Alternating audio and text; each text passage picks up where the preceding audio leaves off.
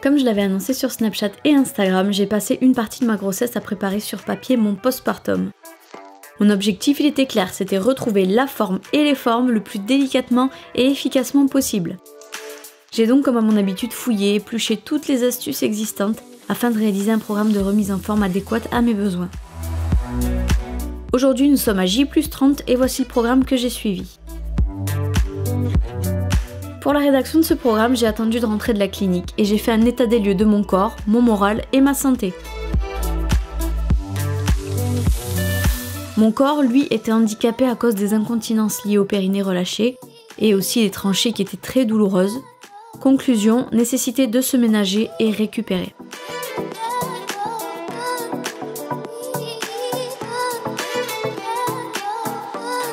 Le moral, lui, il était excellent. Conclusion, il fallait mettre en place des objectifs et s'y tenir pour entretenir ce moral. Et enfin, la santé, elle était bonne, mais associée à une carence en fer.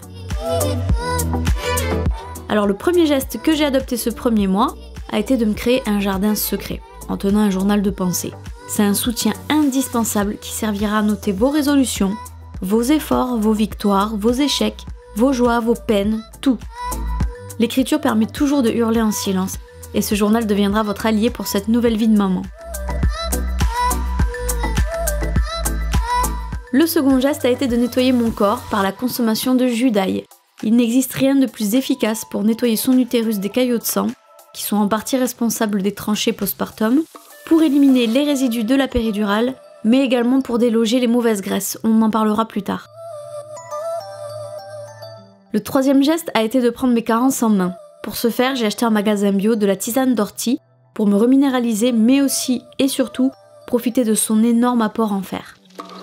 Le quatrième geste a été d'apaiser mes maux. Je parlais tout à l'heure des tranchées qui étaient douloureuses et que je n'ai su soulager qu'au Doliprane, mais cependant j'ai consommé au moins une fois par jour de la tisane de framboisier. Cette tisane, elle agit directement sur l'utérus féminin et l'aide à se remettre plus vite en place et donc à écourter la durée de ces tranchées. Le cinquième geste a été de réparer mes vergetures. Alors pour cette grossesse, je n'ai rien pris dans le ventre mais tout sur les fesses. J'ai donc utilisé un savon et une huile à base de pracaxi, qui est une graine issue d'Amazonie qui fait vraiment des miracles sur les vergetures encore rouges ou violacées. Le sixième geste a été de rétracter la peau de mon ventre. Alors la peau se remettra toute seule avec le temps, mais si vous avez envie qu'elle le soit plus rapidement, vous pouvez faire comme moi et porter la journée un legging de contention taille haute. Grâce à cette technique, j'ai réussi à récupérer un ventre plat en plus ou moins 7 jours.